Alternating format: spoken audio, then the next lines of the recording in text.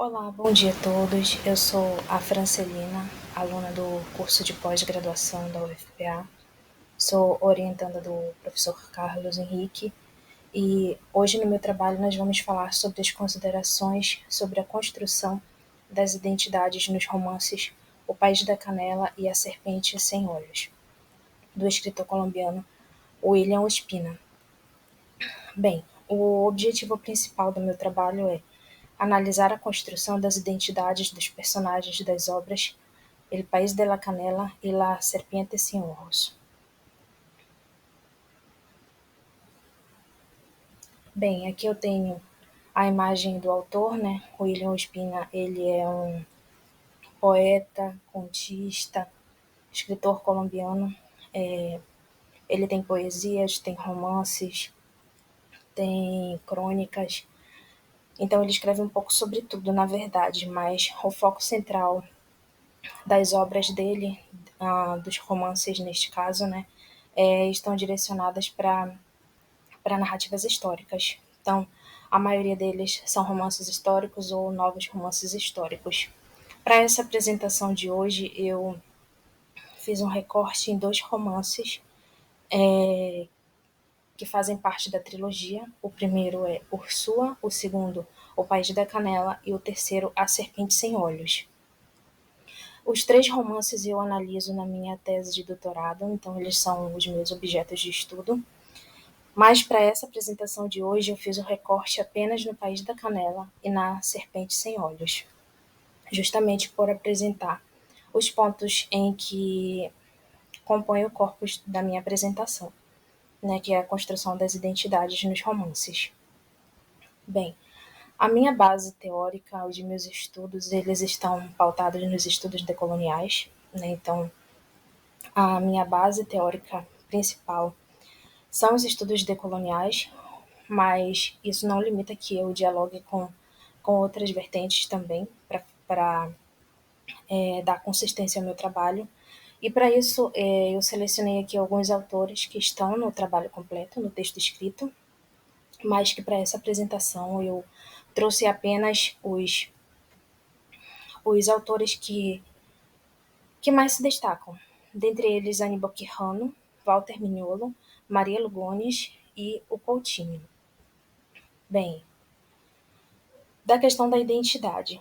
Para falar da identidade, eu trouxe o trabalho de Coutinho quando ele diz que o discurso de identidade na América Latina sempre se caracterizou por poderosa tensão marcada, por um lado, pela presença dominante do olhar do colonizador e, de outro, por tentativas nem sempre bem-sucedidas de desvios ou desconstrução desse olhar.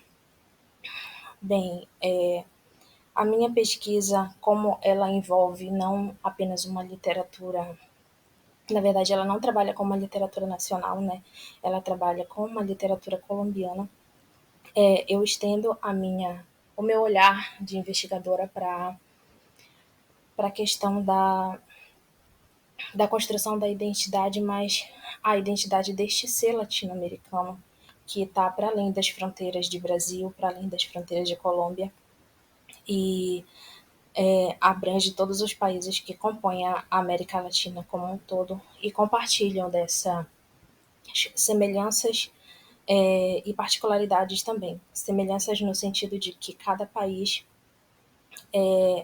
sofreu, de certa forma, a sua maneira com as invasões e as conquistas europeias, né, com a imposição de cultura, com a dominação de religião, enfim.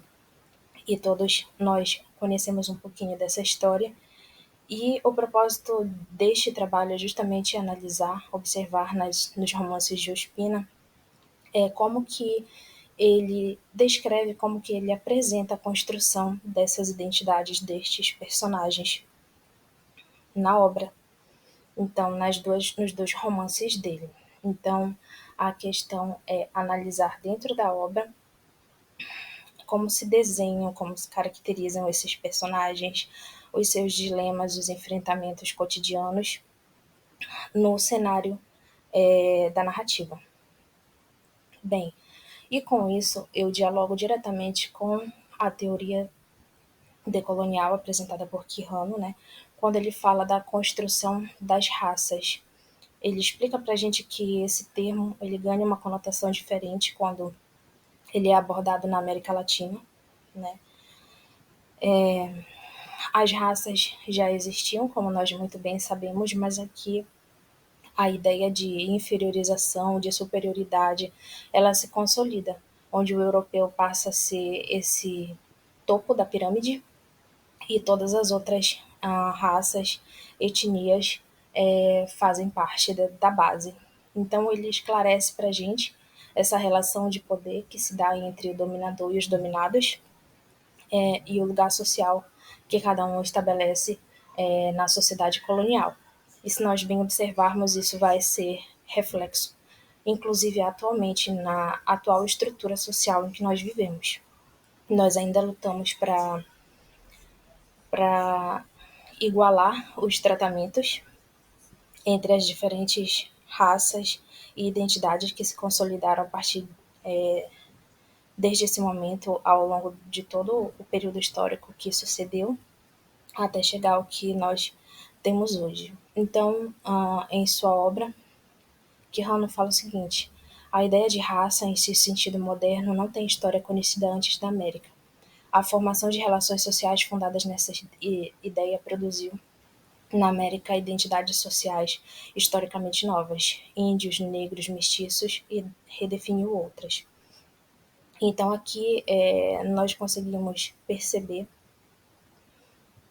esse desenho e essa consolidação desse ponto que marcou o que nós conhecemos hoje como raça e como se constituíram essas identidades. Bem, o recorte que eu faço são em 3 personagens. O primeiro deles é a Inês Atienza. A Inês Atienza ela é filha de um espanhol com uma indígena. No livro, ela é tida como sobrinha de Atahualpa. Então, o rei Inca Atahualpa, que é assassinado, né? Vocês muito bem conhecem a história e sabem. Então, ela seria sobrinha dele, filha de sua irmã, com um conquistador espanhol. E ela requer essa atenção porque, além dela ser mulher, ela é uma mulher mestiça numa sociedade preconceituosa, numa sociedade excludente, numa sociedade em que todo o que é europeu, o que vem, é considerado superior. E essas mesclas que estavam se consolidando na colônia, elas não são bem vistas para quem é tido como espanhol ou português, enfim, europeu de forma geral. Só que a Inês, ela tem uma vantagem com relação ao outro personagem, que depois eu vou falar na frente, que é o narrador. Ela tem uma diferença. Justamente por ela ser filha de um conquistador, Blas de Atienza, seu pai, ela acaba herdando toda a herança, o dinheiro, a fortuna dele. Ela era a única filha. Então ela já havia perdido a mãe, indígena, e o pai, quando morre, deixa toda a herança para ela. Então ela é invejada pelas mulheres da colônia, ela é rejeitada, todas queriam ter os bens materiais, o poder que a Inês tinha. Entretanto, isso não era suficiente para que ela fosse tratada de forma igual por todos. Ao contrário, ela era sempre diminuída pelas outras mulheres. As mulheres visitavam a casa dela com o intuito de encontrar traços indígenas, coisas que para a sociedade espanhola presente na colônia era tida como inferior, né? Então, as mulheres entravam na casa dela para observar, analisar, e nada do que a Inês fazia era visto com bons olhos. Ela era desqualificada em todos os aspectos. E, inclusive, quando os homens se apaixonavam por Inês, a culpa era da Inês, porque ela usava feitiços indígenas para conquistar os homens.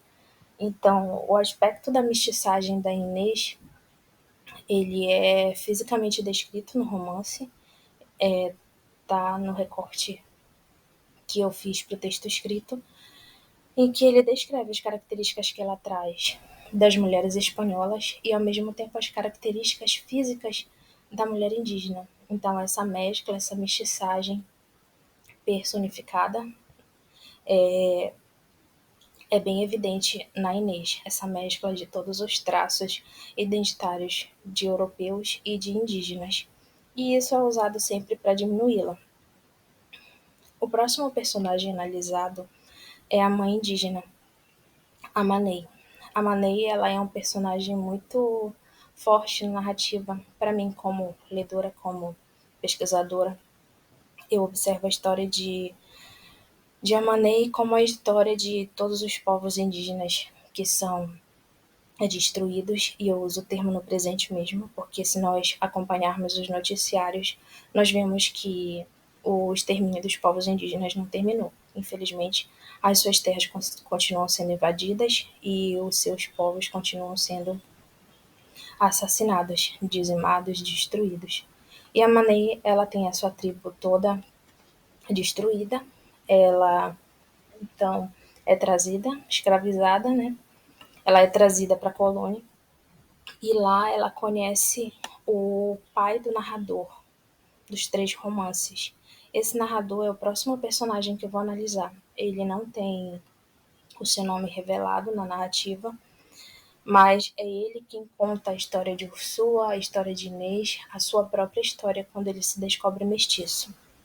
E quando ele descobre que a Manei, na verdade, era a mãe dele. Ela criou ele desde pequeno como a ama de leite, né?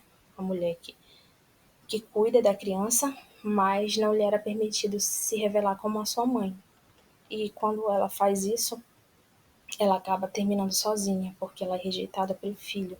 Ele que era o único parente vivo dela, depois que a tribo foi dizimada, os familiares foram assassinados, ela não tinha mais o seu lugar de origem, então ela estava ali no meio da colônia sozinha, e ela foi abandonada pelo filho. E ela é um personagem muito forte porque ela é o reflexo de tudo o que aconteceu com muitas mulheres indígenas e continua acontecendo até hoje.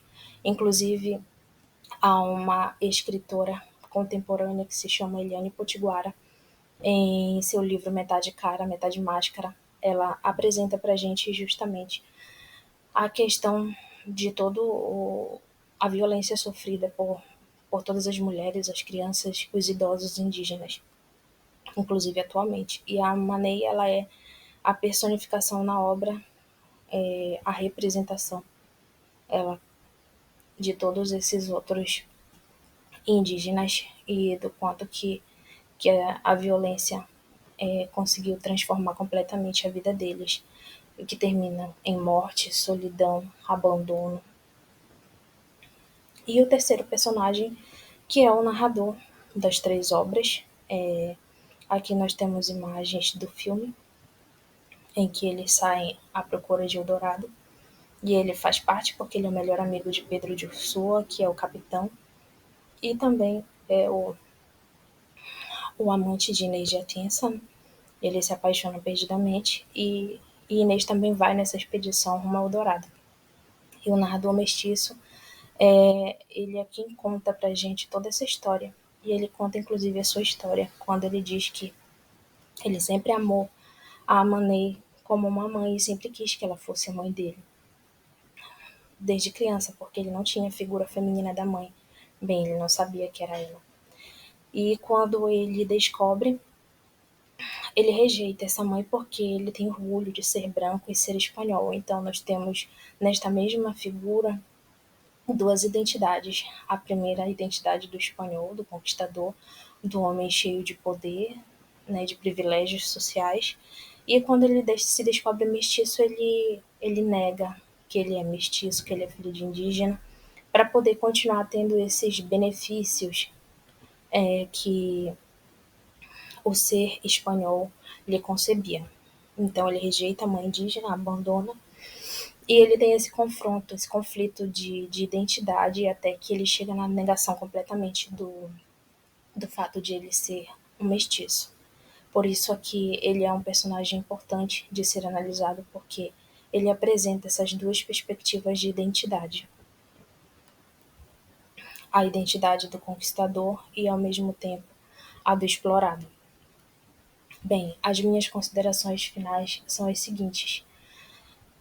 As obras de Ospina nos direcionam a entender como se constitui o mosaico identitário que forma a América Latina. Assim, podemos visualizar como se estabelecem as relações de poder, desde a chegada dos invasores até a sua consolidação por meio do estabelecimento da ideia de raças, apresentadas por Quijano, o que privilegiou uns em detrimento de outros. As identidades vão se desenhando na história do continente. Por meio das obras, temos o mestiço, a mulher indígena e, para além da obra, a crítica sobre a violência, o silenciamento, o não lugar e a luta constante por recobrar ou assumir o seu lugar social, assumir-se como tal e não ser inferiorizado por isso, mas ter o reconhecimento e o respeito de ser igual e diferente ao mesmo tempo. Bem, a minha apresentação, ela buscou justamente refletir sobre a construção dessas identidades e, ao mesmo tempo, ser um ponto de análise crítica, né, a essas diferenças sociais que foram consolidadas ao longo do tempo, mas que atualmente vêm sendo combatidas. E que bom que nós chegamos nesse momento em que nós não nos calamos, nós não silenciamos e não aceitamos mais ser inferiorizados. Muitos latinos ainda têm a ideia de que ser latino os torna inferiores a qualquer outra cultura do mundo. E que triste que muitas pessoas ainda pensem assim. Mas quando nós paramos para observar as origens identitárias, as nossas origens, nós vemos que somos constituídos de povos e culturas tão diferentes e o quanto que isso nos engrandece culturalmente, socialmente, e ideologicamente também com as pesquisas atuais e o espaço que nós estamos ganhando também no âmbito teórico. Era isso, muito obrigada e um bom dia a todos.